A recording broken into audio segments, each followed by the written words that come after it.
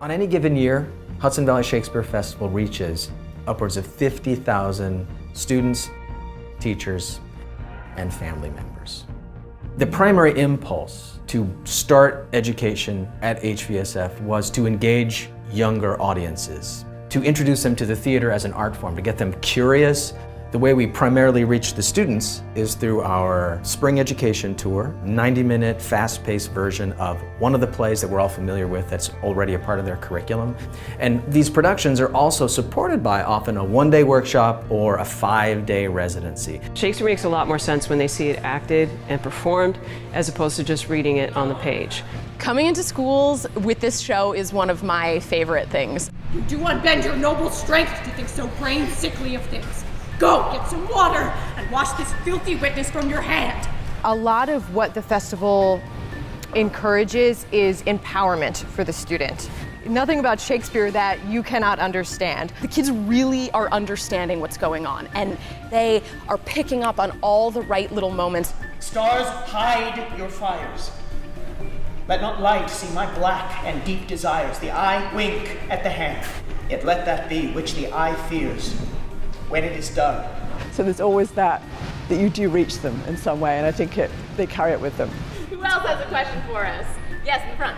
For each school, we do a talk back with them. So we all come back out on stage and introduce ourselves and give them a chance to ask us whatever they want about the play, about ourselves, about the performance. Actually, back in the day, these swords were actually blunt on the side because knights and soldiers wore armor. And in order to maintain that muscle memory, you have to keep doing it and just checking in with where your body is that day.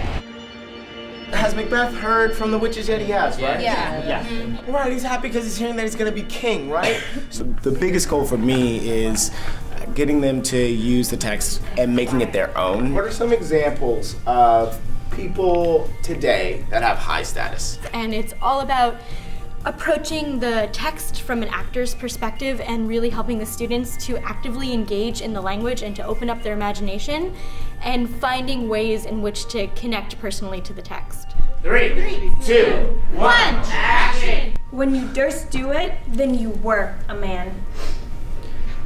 If we shall fail, we fail. To see them actually, bring these characters to life and make those connections, I think that's what gets me excited as a teacher.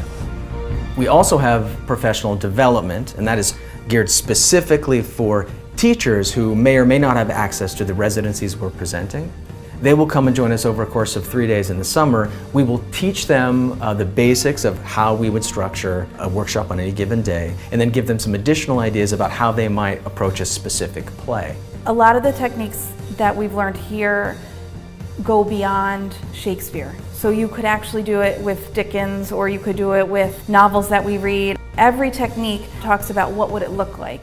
Okay, get it on your feet and make it a reality, make it visual. And that's what I think makes meaning for the students. And they're in conversation with Shakespeare in a way that I feel that most students don't get to have, because he's way up on this pedestal that they don't feel that they can really talk to.